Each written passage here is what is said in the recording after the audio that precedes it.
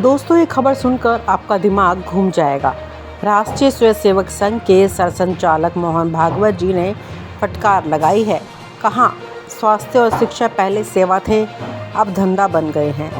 वाह, क्या लाइन है, ताली बजाइए। अब सवाल ये है, भागवत जी ये सब किसे बोल रहे हैं? कांग्रेस को? वो तो विपक्ष में है। केजरीवाल को? वो तो खुद मुफ्त बिजली पानी में बिजी है। तो बचा कौन? हाँ जी, वही जो 2014 से दिल्ली की गद्दी पर बैठा है। जी हाँ, मोदी सरकार। और सुनिए, ये बात कही गई इंदौर में माधव सृष्टि आरोग्य केंद्र के उद्घाटन पर। यानी मंच भी हेल्थ से जुड़ा और बयान भी हेल्थ और एजुकेशन पर, मतलब सीधा तीर निशाने पर। भागवत बोले, अच्छा स्वास्थ्य और शिक्षा हर इंसान का हक है, लेकिन आज ये दोनों महंगे और मुश्किल हो गए हैं। लेकिन 10 साल से दिल्ली में आपकी ही चुनी हुई सरकार बैठी है, तो फिर ये महंगाई किसने बढ़ाई? क्या कोई कांग्रेसी भूत आकर मेडिकल कॉलेज में फीस बढ़ा गया? क्या राहुल गांधी ऑपरेशन थिएटर में खड़े होकर कह रहे हैं सर्जरी महंगी करो भाई? नहीं ना। तो फिर ये सवाल कौन पूछेगा कि मोदी सरकार के आने के बाद प्राइवेट स्कूल और प्राइवेट अस्पतालों की हालतें कैसे बदली? सरकारी स्कूलों में बच्चे, सरकारी अस्पतालों में मरीज, दोनों ही हालत भागवत भरोसे क्यों है? क्योंकि भाई, न्यू इंडिया में मुफ्त इलाज वाला ज़माना है। अब सब कुछ स्टार्टअप है। हेल्थ टैंक, एड टैंक, और इनके लिए निवेश चाहिए, पैसा चाहिए, और पैसा आएगा जनता की जेब से। हेल्थ केयर का बिजनेस मॉडल। भागवत जी बोले, देश में अच्छे कैंसर इलाज की सुविधाएं सिर्फ 8-10 शहरों में हैं। बिल्कुल सही कहा। और ज़रा आंकड़े देखिए, एक प्राइवेट अस्पताल में कैंसर इलाज कराइए तो घर बिक जाएगा। सरकारी अस्पताल में जाइए तो पहले डॉक्टर खोजिए, फिर लाइन में लगिए, और अगर समय से इलाज मिल गया तो उसे चमत्कार मानिए। मोदी जी कहते हैं, हम दुनिया को आयुष्मान भारत दे रहे हैं। सच में, आयुष्मान भारत में 5 लाख का इंश्योरेंस है, लेकिन प्राइवेट अस्पताल का बड़ा ऑपरेशन 12 लाख का है। तो बाकी 7 लाख का इंतज़ाम कौन करेगा? हाँ, भगवान करेगा। और अगर भगवान नहीं कर पाया तो व्हाट्सएप ग्रुप पर डोनेशन पोस्ट डाल दीजिए। अब आते हैं शिक्षा पर। भागवत जी बोले, पहले शिक्षा सेवा थी, अब धंधा है। सच में? आज एक प्राइवेट स्कूल में एडमिशन कराइए, पहले फीस चेक कीजिए, 1.5 लाख, 2 लाख, 3 लाख सालाना, और ऊपर से किताबें और यूनिफॉर्म भी स्कूल से ही खरीदो। और सरकार कह रही है न्यू एजुकेशन पॉलिसी। वाह, ऐसी पॉलिसी को बच्चों को लोड कम करो, लेकिन पेरेंट्स को EMI पर डाल दो। पहले मास्टर जी आते थे साइकिल पर, अब आते हैं ऑडी पर, और आप सोचते हैं कि ये शिक्षा है या स्टैंडर्ड सिंबल। मगर मज़ा देखिए, मोहन भागवत कह रहे हैं शिक्षा सस्ती होनी चाहिए, और दूसरी तरफ मोदी जी कह रहे हैं स्टार्टअप इंडिया, एयरटैंक इंडिया। मतलब बच्चों की पढ़ाई भी अब यूनिकॉर्न बनाने का जरिया है। RSS वर्सेस मोदी, असली मसाला।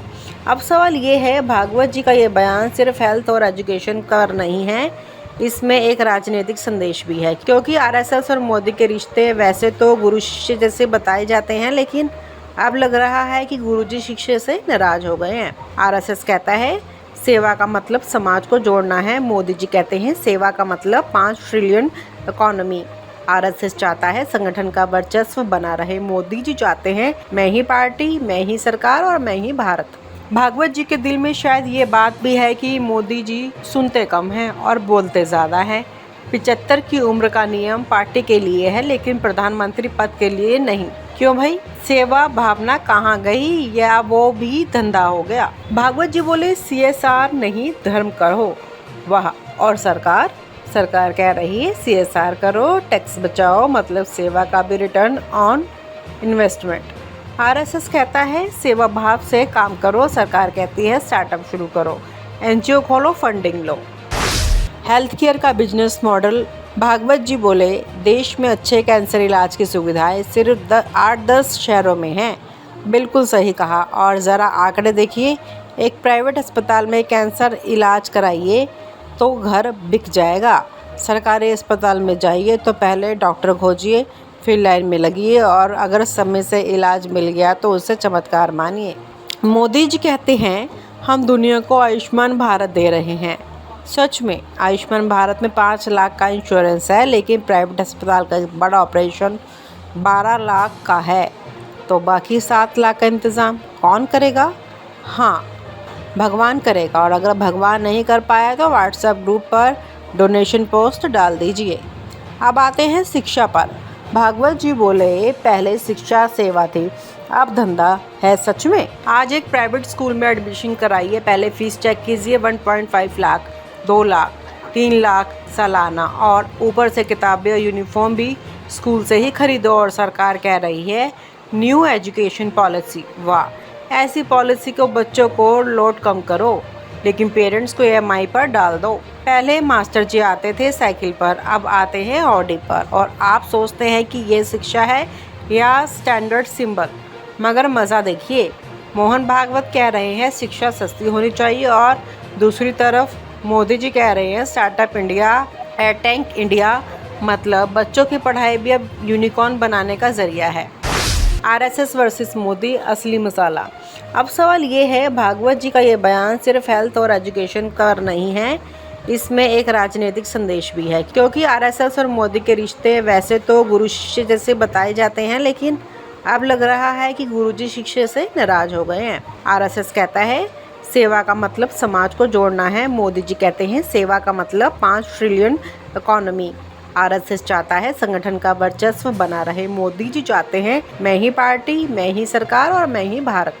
भागवत जी के दिल में शायद ये बात भी है कि मोदी जी सुनते कम हैं और बोलते ज़्यादा हैं। 75 की उम्र का नियम पार्टी के लिए है, लेकिन प्रधानमंत्री पद के लिए नहीं। क्यों भाई, सेवा भावना कहाँ गई, या वो भी धंधा हो गया? भागवत जी बोले CSR नहीं धर्म करो। वाह, और सरकार कह रही है CSR करो, टैक्स बचाओ, मतलब सेवा का भी रिटर्न ऑन इन्वेस्टमेंट। RSS कहता है सेवा भाव से काम करो, सरकार कहती है स्टार्टअप शुरू करो, NGO खोलो, फंडिंग लो।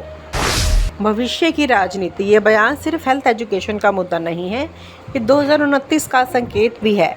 संघ बता रहा है मोदी जी अब हम भी मालिक हैं, और मोदी जी वो कह रहे हैं मैं खुद ब्रांड हूँ, मुझे संघ की ज़रूरत नहीं। तो क्या अब संघ नया चेहरा लाएगा?